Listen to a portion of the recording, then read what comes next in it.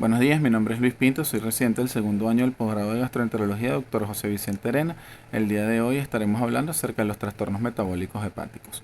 Los trastornos metabólicos hepáticos comprenden un conjunto heterogéneo de patologías de origen hereditario que por alteración de diversos procesos o vías metabólicas van a generar afectación estructural y funcional del hígado y otros órganos de la economía. Los de mayor frecuencia son la hemocromatosis, la enfermedad de Wilson y el déficit de alfa-1 antitripsina. Empezaremos hablando acerca de hemocromatosis y hemosiderosis. La hemosiderosis y la hemocromatosis son dos términos que deben ser diferenciados. La hemosiderosis no es más que el aumento patológico de los depósitos de hierro en los tejidos corporales sin que exista daño tisular asociado, mientras que la hemocromatosis es una enfermedad hereditaria autosómica recesiva que se caracteriza porque hay un aumento en la absorción intestinal de hierro con sobrecarga progresiva de los depósitos corporales y finalmente disfunción de múltiples órganos que incluyen hígado, páncreas, corazón, articulaciones, hipófisis, gónadas y glándulas endocrinas. Este se considera realmente un error congénito del metabolismo del hierro. En cuanto a la epidemiología, este tiene una prevalencia mundial del 5 a 7%, con una incidencia de un caso por cada 250 a 500 habitantes. Predomina en el continente europeo, donde se considera la patología genética de mayor frecuencia. Es más frecuente en caucásicos, tiene mayor frecuencia en hombres que en mujeres. Este es debido a las pérdidas de hierro que se producen con la menstruación y con el embarazo. Aproximadamente el 70% de los pacientes permanece asintomático hasta los 40-60 años de vida, que es cuando comienza la aparición de los síntomas. El 85% de los pacientes son homocigotos para una mutación autosómica recesiva en el gen HFE, que es el que se encuentra en el brazo corto del cromosoma 6.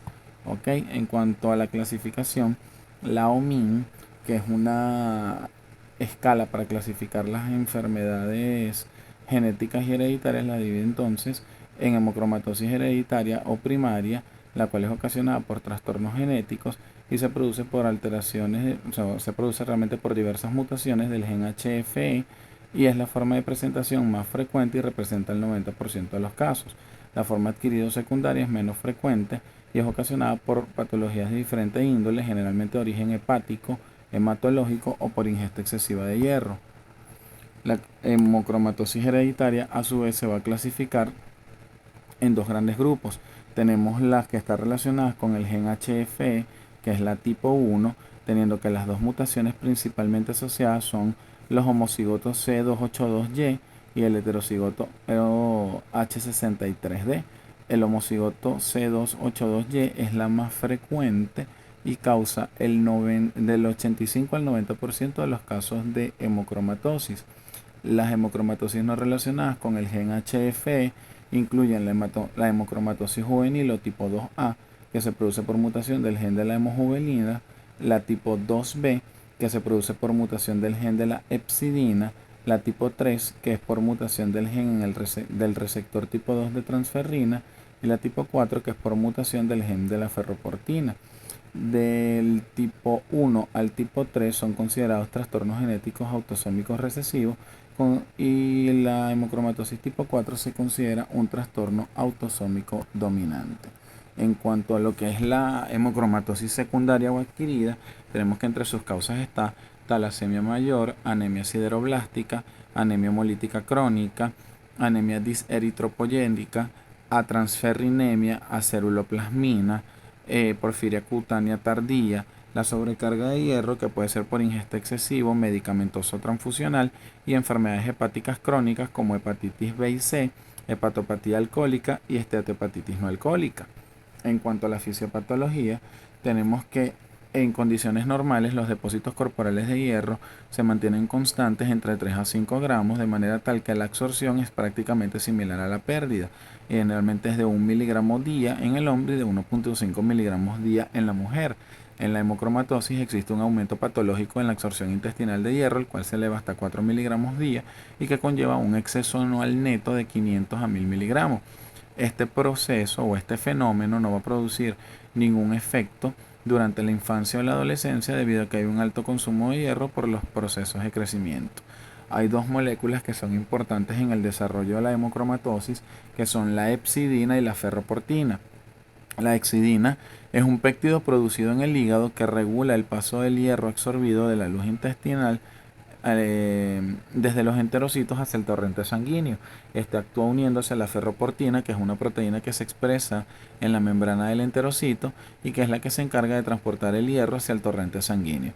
Una vez que la exidina se une a la ferroportina, esta se internaliza en el enterocito y es degradada, y de esa manera disminuye la capacidad del enterocito de absorber hierro y exportarlo a la sangre, siendo el resultado final de la acción de la exidina la disminución global de la absorción de hierro y por lo tanto la disminución de los depósitos de hierro en el organismo. La exidina se va a secretar bajo un estímulo principal, que es el aumento en los depósitos de hierro o en presencia de estímulos inflamatorios. Las mutaciones que están asociadas con la hemocromatosis tipo 1, 2 y 3 van a causar la enfermedad porque hay una producción alterada de la hepcidina que se acompaña con una absorción excesiva del hierro a nivel intestinal, el cual se va a acumular en los hepatocitos y en el resto de las células parenquimatosas dianas. En la hemocromatosis tipo 4, la causa de la enfermedad es que hay una producción insuficiente de ferroportina. Debido a que hay una absorción excesiva, se produce por lo tanto un aumento de la excreción de hierro al torrente sanguíneo, produciendo una hipersaturación de la transferrina que libera moléculas de hierro al torrente sanguíneo, que conlleva entonces un aumento de la fracción sérica libre del hierro, la cual entra directamente y con facilidad al hepatocito y al resto de las células parenquimatosas, ocasionando el acúmulo férrico inicial. Con el paso del tiempo, la sobrecarga de hierro aumenta, ocurre la peroxidación de los lípidos dependientes del hierro y esto ocasiona la lesión y la muerte hepatocelular periportal llamada necrosiderosis.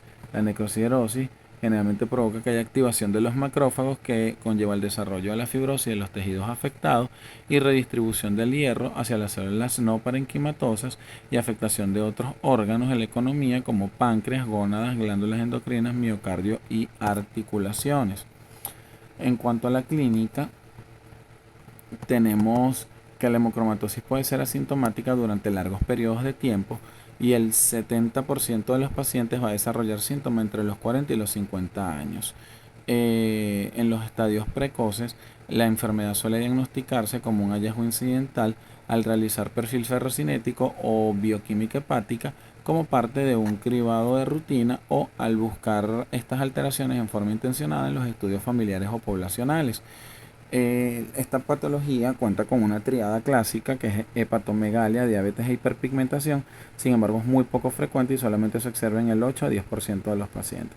En las etapas iniciales se va a presentar con síntomas inespecíficos como fatiga, astenia, letargia, debilidad. Puede haber artritis o artralgia, generalmente con afectación de la segunda y la tercera metacarpofalángica, dolor abdominal, pérdida parcial del vello corporal hasta en el 62% de los pacientes, siendo la región más afectada la región genital,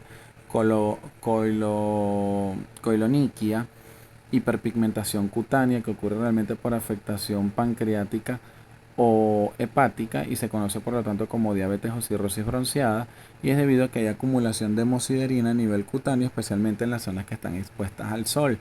Eh, Hepatomegalia y cirrosis hepática y hay también disfunción del eje hipotalámico hipófisis que se caracteriza entonces por generar hipotiroidismo, hipoparatiroidismo, hiposuprarrenalismo e hipogonadismo que se va a manifestar con disminución de la libido, disfunción eréctil, amenorrea y atrofia testicular. En cuanto a las complicaciones de la enfermedad, vemos entonces que la presencia de cirrosis hepática por obviamente el acúmulo y la lesión y fibrosis del tejido hepatocelular ocurre en el 60% de los pacientes, diabetes por destrucción del tejido pancreático, especialmente disfunción de las células beta. A nivel cardíaco observamos arritmias, miocardiopatías, insuficiencia cardíaca, trastornos neurológicos como deterioro cognitivo, dificultades para la marcha, ataxia cerebelosa, parkinsonismo, Alzheimer y disfunción extrapiramidal, predisposición a infecciones, especialmente por patógenos intracelulares ferrofílicos, ya que el exceso de hierro disminuye la capacidad de fagocitosis y el metabolismo oxidativo del metal favorece la proliferación de microorganismos, dentro de los cuales destacan el vibrio vulnificus, Yersinia enterocolitica, Salmonella, Mycobacterium tuberculosis, Listeria monocytogenes, Klebsiella y mucormicosis. Y por último tenemos el desarrollo de neoplasias siendo las principalmente asociadas hepatocarcinoma y colangiocarcinoma, y en menor proporción cáncer de mama, cáncer colorectal y mieloma múltiple. El diagnóstico se recomienda que se debe realizar en la fase sintomática para iniciar un tratamiento oportuno y de esa manera evitar las complicaciones graves de la enfermedad, y se va a establecer mediante la combinación de distintas técnicas en lo que se conoce como un diagnóstico preclínico, y consiste en la realización de perfil ferrocinético, estudio genético, resonancia de abdomen con contraste endovenoso y biopsia hepática.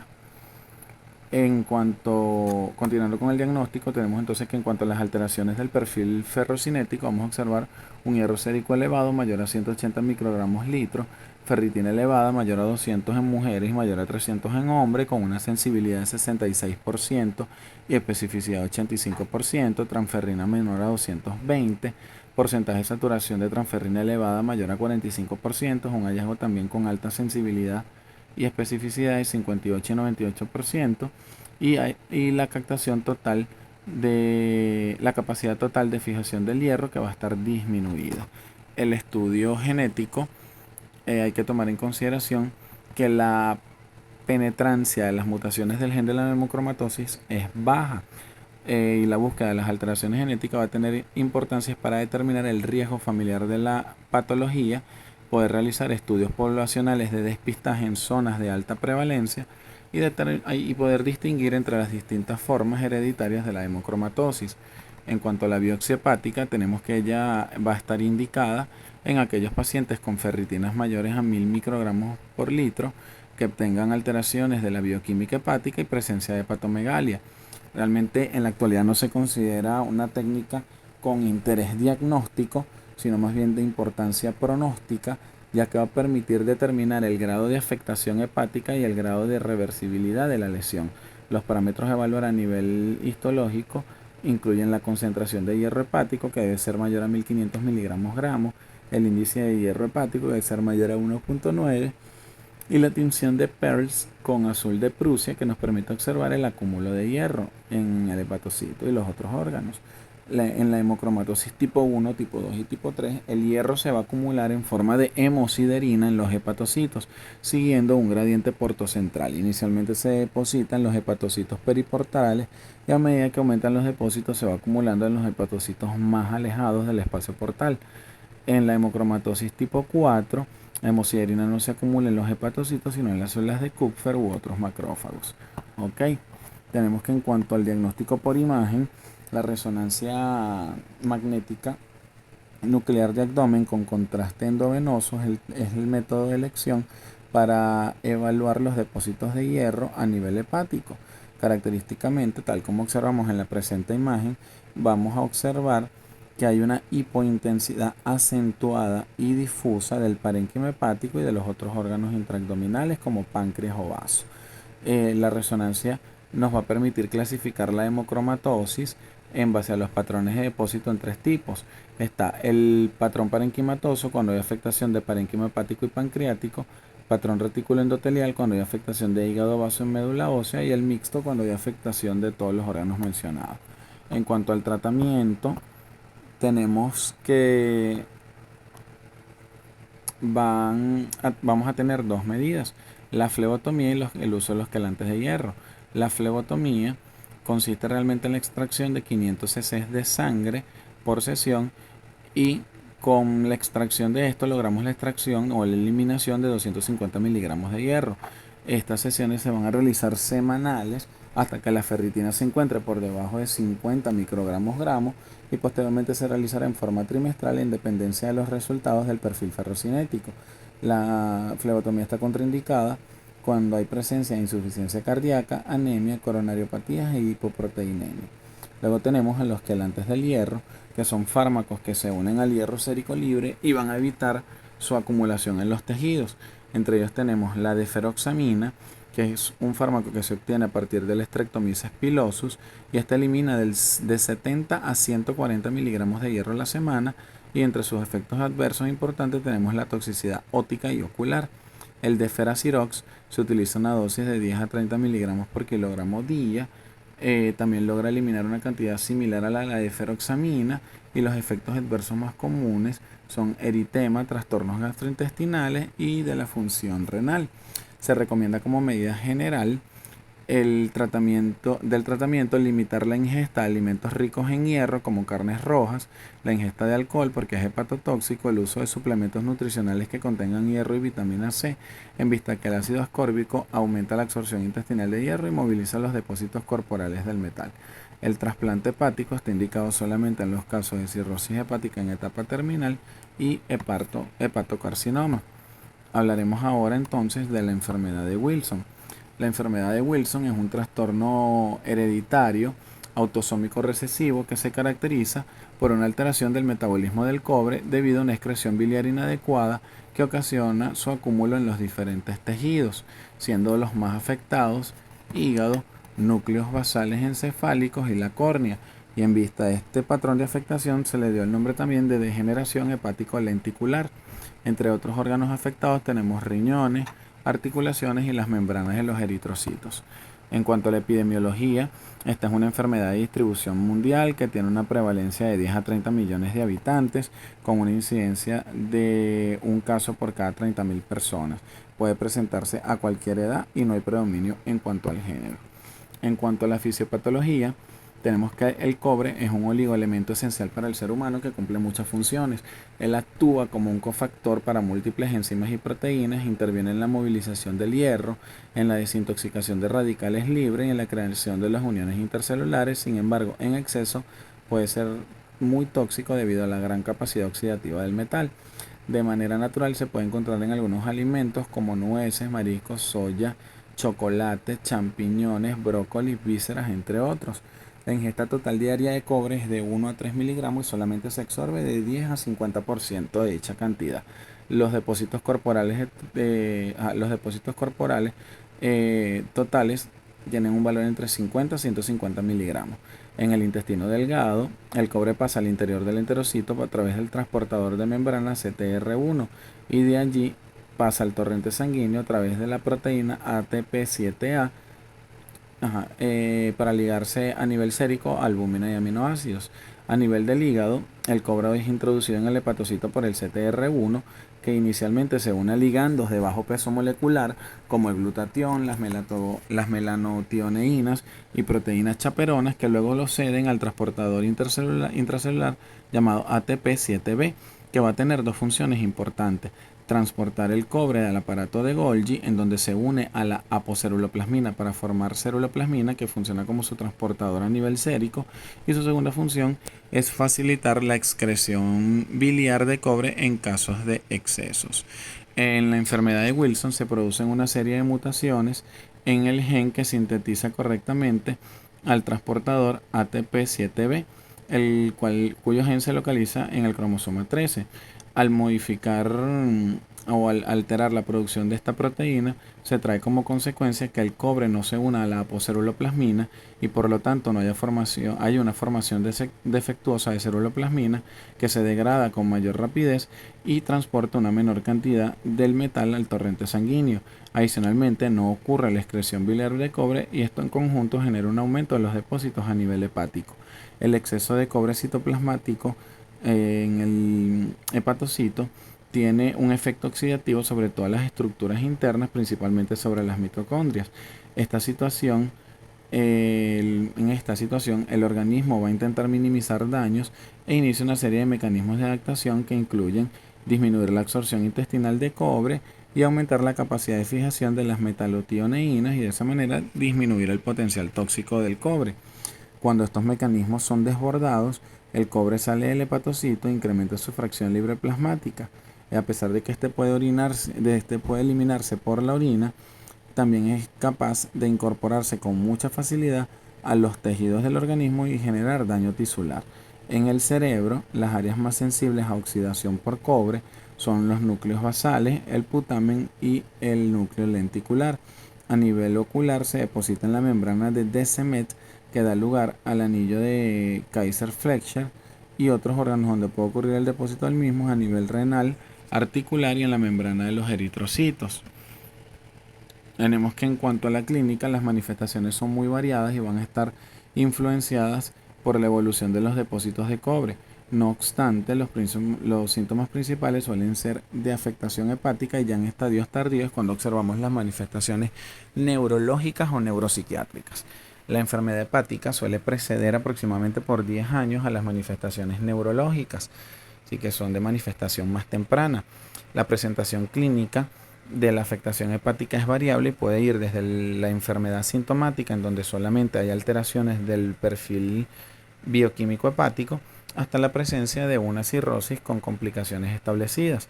Los síntomas más comunes incluyen ictericia, hepatoesplenomegalia, dolor abdominal, epistaxis o sangrado digestivo, edema en miembros inferiores y ascitis. La presentación en forma de fallo hepático agudo fulminante ocurre solo en el 3.5% de los pacientes y se caracteriza por ictericia severa, anemia, elevación discreta de las transaminasas, fosfatasa alcalina baja y colinesterasa baja. Las manifestaciones neurológicas están presentes en el 50% de los pacientes y estas se originan por afectación extrapiramidal o cerebelosa y se va a manifestar clínicamente con temblor en reposo e intencional, alteraciones en la motricidad fina, rigidez, ataxia, exceso de salivación, distonías, discinesia, difonía, disartria y movimientos coreiformes. Las manifestaciones oculares incluyen el anillo de Kaiser-Fleischer, que es el más común, y este es un anillo de color dorado o marrón verdoso que se presenta alrededor de la córnea y es porque hay depósitos de cobre en la membrana de Descemet de la córnea. Este se presenta en el 95% de los pacientes con síntomas neurológicos, pero puede estar ausente hasta en el 50% de los pacientes que tienen afectación hepática.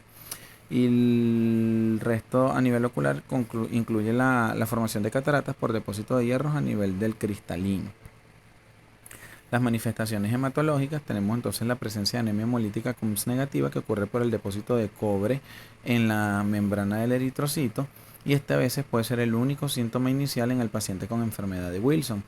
Sin embargo, la presencia de hemólisis importante suele estar asociada a enfermedad hepática grave debido a que la destrucción de las células del hígado produce la liberación de mayores cantidades de cobre que se continúan almacenando en la membrana del eritrocito y por lo tanto agravan la hemólisis. A nivel renal podemos observar litiasis renal, proteinuria, fosfaturia, hipercalciuria, aminoaciduria y nefrocalcinosis. Y a nivel psiquiátrico tenemos cambios de personalidad, labilidad del estado de ánimo, paranoia, ansiedad, depresión, esquizofrenia. En cuanto al diagnóstico, también se realiza mediante la combinación de la clínica, pruebas de laboratorio y el estudio genético. Las pruebas de laboratorio incluyen el perfil de metabolismo del cobre. Ahí tenemos entonces los niveles de ceruloplasmina sérica que se miden mediante nefelometría. Este está disminuido por debajo de 20 miligramos decilitro. Sin embargo, también puede existir falsos positivos con enfermedades que generen gran pérdida de proteínas por vía renal o entérica. El cobre sérico total también está disminuido en vista que esta es la fracción que se encuentra unida a la ceruloplasmina a nivel sanguíneo y puede estar por debajo de 60 microgramos por decilitro. El cobre sérico libre se encuentra elevado y es superior a 25 microgramos por decilitro y se obtiene al restar el valor de cobre sérico total entre el cobre unido a ceruloplasmina. Los niveles de cobre en orina de 24 horas van a ser elevados, mayores a 100 microgramos o a 1.6 micromol en 24 horas. Y los niveles de cobre hepático que son superiores a 250 microgramos por gramos de peso seco. Gran parte de las bibliografías plantean que este es el método de elección en vista de que permite la demostración directa de los depósitos de cobre en el hepatocito y es bastante útil en aquellos casos dudosos. Tiene una sensibilidad diagnóstica de 84% con una especificidad de 95%. A nivel de laboratorio también podemos observar que hay alteraciones del perfil hepático caracterizado por un aumento discreto de las transaminasas con una relación TGO-TGP o AST-ALT menor a 1 y hay presencia de fosfatasa alcalina disminuida. El estudio genético va a tener dos objetivos principales: corroborar el diagnóstico al identificar la presencia de mutaciones propias de la enfermedad en el cromosoma 13 y el consejo familiar, ya que al analizar el haplotipo se puede establecer si los familiares estudiados comparten las mutaciones y de esa manera poder detectar precozmente la enfermedad e iniciar el tratamiento. Existe la escala diagnóstica de Leipzig que fue establecida en el 2001 por la octava reunión internacional sobre enfermedad de Wilson, y esta toma en cuenta una serie de parámetros clínicos y paraclínicos, entre los cuales tenemos la presencia del anillo de Kaiser-Fletcher, presencia de síntomas neurológicos, anemia hemolítica Coombs negativo, niveles de ceruloplasmina sérica, niveles de cobre hepático y niveles de cobre en orina, y la presencia de alteraciones mutacionales. Entonces, esta tabla va a asignar este sistema va a asignar un puntaje, y vamos a observar que si el paciente cuenta con más de 4 puntos, el diagnóstico se establece con certeza. Si son 3 puntos, un diagnóstico probable, pero si está por debajo de 2 puntos, un diagnóstico poco probable y hay que buscar otras causas. En cuanto a lo que es el estudio de la lesión neurológica, se recomienda el uso de la resonancia magnética cerebral con fluoridifusión. Entre los signos característicos a nivel de resonancia tenemos entonces la hiperintensidad de la placa tectal, mielinolisis pontina central, alteraciones en lo que es la intensidad de imagen de los ganglios basales, tálamo y tronco encefálico, el signo de la cara de panda gigante y la leucoencefalopatía difusa. Hay que tomar en consideración que estas lesiones pueden desaparecer completamente con un tratamiento en forma adecuada y oportuna. En cuanto al tratamiento, tiene 3 objetivos principales: disminuir los depósitos de cobre tisular, prevenir la acumulación continua del cobre en los tejidos para evitar formar nuevos depósitos, tratar y prevenir las complicaciones. La disminución de los depósitos de cobre se realiza mediante el uso de agentes quelantes, donde los principales son la D-penicilamina y la trientina.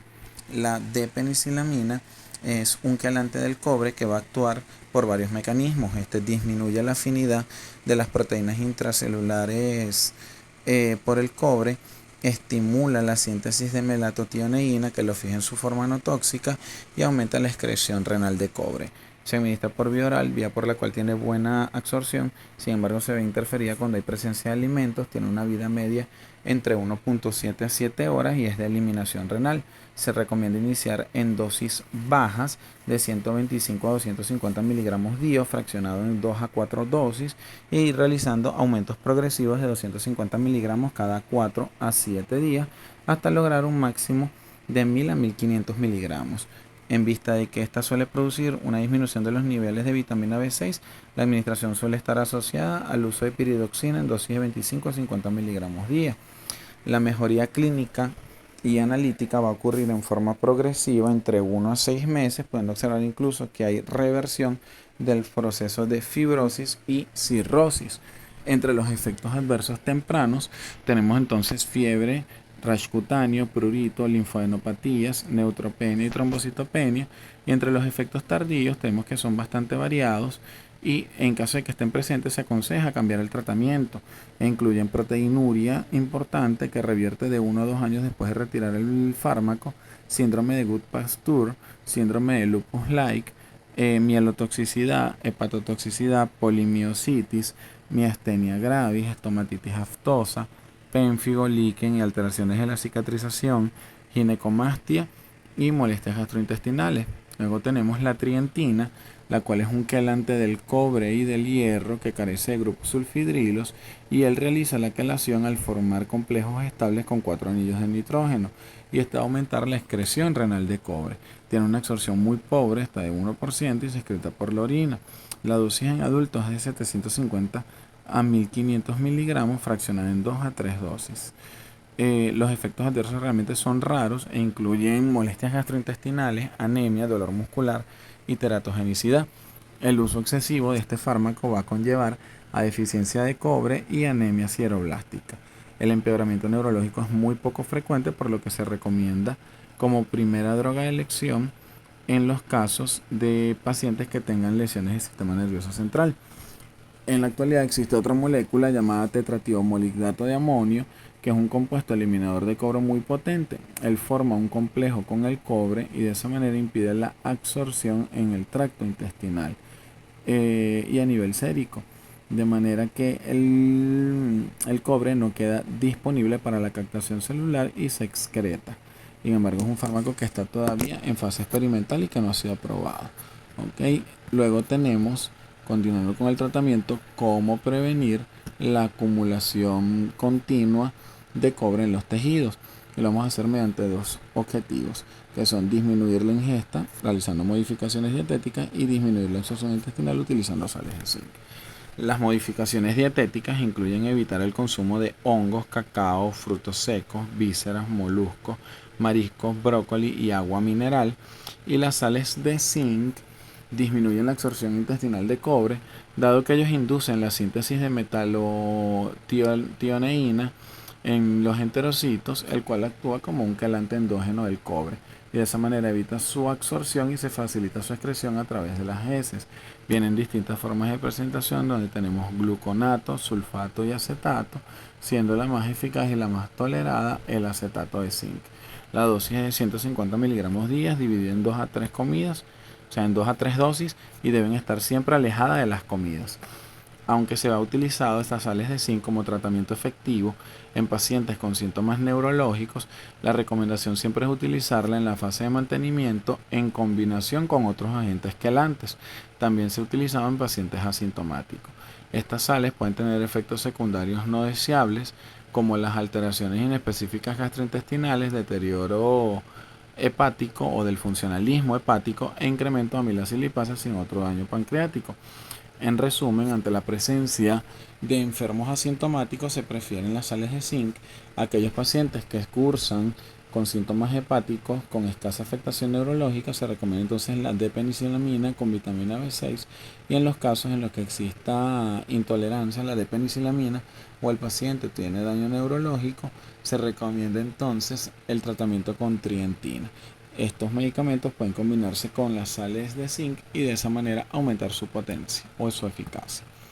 En cuanto a lo que es el tratamiento de las complicaciones, tenemos que el trasplante hepático está indicado en los casos de cirrosis hepática terminal o insuficiencia hepática fulminante. El trasplante realmente no mejora los síntomas ni las complicaciones neurológicas.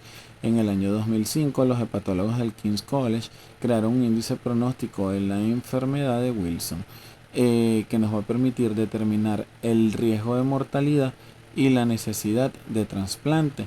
Él toma en cuenta 5 parámetros que incluyen bilirrubina sérica, AST, INR, glóbulos blancos y albúmina, y con un puntaje mayor a 11 se asocia entonces a una mortalidad elevada y a la necesidad urgente de trasplante hepático. En cuanto a las complicaciones neurológicas, la recuperación va a depender si existe o no necrosis de los ganglios basales, porque de existir esta es una lesión irreversible y el paciente va a meritar rehabilitación física y apoyo psiquiátrico, y de no haber lesiones severas, el daño neurológico va revirtiendo a medida que se instaura el tratamiento. En cuanto al pronóstico y a la supervivencia, generalmente es bastante o va a depender de 2 factores importantes, que son la gravedad de la enfermedad hepática y neurológica y el cumplimiento adecuado del tratamiento farmacológico. La función hepática se va a normalizar de 1 a 2 años después de haber iniciado el tratamiento, indiferentemente que el paciente se encuentre con cirrosis o no al momento de presentación, y luego se va a mantener estable sin enfermedad hepática progresiva si hay una adecuada adherencia al tratamiento. El tratamiento quelante y el transporte de hígado han hecho que los pacientes con enfermedad de Wilson tengan una supervivencia o una sobrevida mucho más prolongada. Hablaremos ahora entonces de déficit de alfa-1 antitripsina. Este es un trastorno hereditario autosómico recesivo que es codominante, que es originado por mutaciones del gen de la alfa-1 antitripsina, que produce una concentración o función deficiente de la enzima y que está asociado a enfisema pulmonar y hepatopatía crónica de aparición precoz. La alfa-1 antitripsina es una glucoproteína inhibidora de las serin-proteasas, que es producida principalmente por los hepatocitos y en menor cuantía por los monocitos séricos y los neutrófilos broncoalveolares. Las proteasas que va a inhibir la alfa-1 incluyen antitripsina, todas las serin-proteínas de los neutrófilos, siendo la principal la elastasa del neutrófilo, que es la que de hecho causa la enfermedad pulmonar. También va a inhibir al leucotrino B4 y a la interleuquina 8. La alfa-1 antitripsina es una molécula antiinflamatoria de amplio espectro cuya función sería regular las reacciones inflamatorias que se producen en el organismo, por lo que se considera también un reactante de fase aguda y puede elevar sus valores en caso de procesos inflamatorios, tumorales, el embarazo y la toma de anticonceptivos orales. En cuanto a la epidemiología del déficit de alfa-1 antitripsina, esta es una de las enfermedades hereditarias más frecuentes entre los caucásicos que afecta a uno de cada 5.000 habitantes. Existen aproximadamente a nivel mundial unos 116 millones portadoras de la enfermedad o portadoras del gen, sin embargo no todos desarrollan la enfermedad. Suele observarse con mayor frecuencia en el continente europeo y en la región ibérica, y este no tiene predominio en cuanto a edad o género. En cuanto a la fisiopatología, tenemos que esta patología es un trastorno autosómico recesivo que se origina por la mutación del gen SERPINA1, que está ubicado en el cromosoma 14 y que se caracteriza porque es un gen que tiene mucho polimorfismo y que va a tener más de 100 variantes alélicas llamadas sistemas pi, que son sistemas inhibidores de proteasa. Tenemos las variantes alélicas normales o pi-m, que no tiene significación clínica, el paciente no expresa la enfermedad y mantiene niveles normales de la enzima. Las variantes alélicas nulas, como el pi-null, en donde la proteína, o sea, la alfa-1 antitripsina ya no se detecta a nivel sérico. Las variantes alélicas deficientes, que son dos tipos, la S y la Z, siendo la versión S la de mayor frecuencia, un 60 frente a un 20%. Y las variantes alélicas disfuncionales, en las que hay una concentración adecuada de la enzima, pero con una actividad funcional que está disminuida o deficiente. Continuando con la fisiopatología, tenemos entonces que la mutación PIZ va a impedir el correcto plegamiento de la alfa-1 antitripsina durante su síntesis, y eso conlleva que haya formación de un polipéptido que se va a ir plegando de igual forma irregularmente hasta crear un ovillo. Estos monómeros de alfa-1 antitripsina continúan plegándose, formando luego dímeros y posteriormente polímeros de gran tamaño. Estos quedan retenidos en el interior del retículo endoplasmático de Golgi y de hecho pueden ser evidenciados microscópicamente como globos Paz positivos. La presencia de estos polímeros contribuye con la degeneración y muerte de los hepatocitos por apoptosis y autofagia, y adicionalmente van a estimular la respuesta inflamatoria. Existen varios fenotipos que están asociados a mayor riesgo de enfermedad hepática. Entre ellos tenemos que el ZZ es el de mayor riesgo, seguido por el MZ y el SZ. En cuanto a la clínica, tenemos que la deficiencia de alfa-1 antitripsina origina principalmente manifestaciones hepáticas y respiratorias. La gravedad de estas manifestaciones va a depender de la genética, el carácter homo o heterocigoto y la presencia de factores asociados. Los síntomas pulmonares y hepáticos son constantes en pacientes con variantes nulas, sin embargo son mucho más frecuentes en los portadores de las variantes ZZ y SZ. Hablaremos entonces ahora de las manifestaciones clínicas. Las manifestaciones hepáticas, tenemos que en los niños se va a presentar como un cuadro de hepatitis neonatal entre la cuarta y la octava década de la vida, con ictericia prolongada, hiperbilirrubinemia conjugada, elevación de las transaminasas y hepatomegalia. Posterior a una semana de evolución, el cuadro clínico se autolimita y es raro el infante que persiste por más de un año con los síntomas de la enfermedad hepática. Sin embargo, en algunos niños puede haber progresión incluso hacia una cirrosis.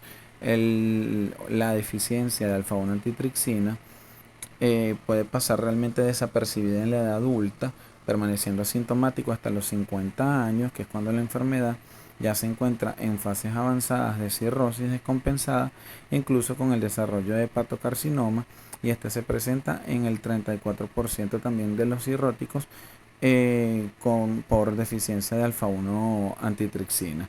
Las manifestaciones respiratorias se caracterizan porque hay desarrollo de enfisema pulmonar si enfisema pulmonar pangacinar en forma precoz, generalmente entre los 20 y los 50 años, con afectación de las bases en forma predominante. Y hasta en un 35% de los pacientes pueden haber otras afectaciones respiratorias como asma, y en menor proporción puede haber formación de bronquiectasis. Los síntomas como tal suelen presentarse como disnea de esfuerzo y en reposo y tos con expectoración.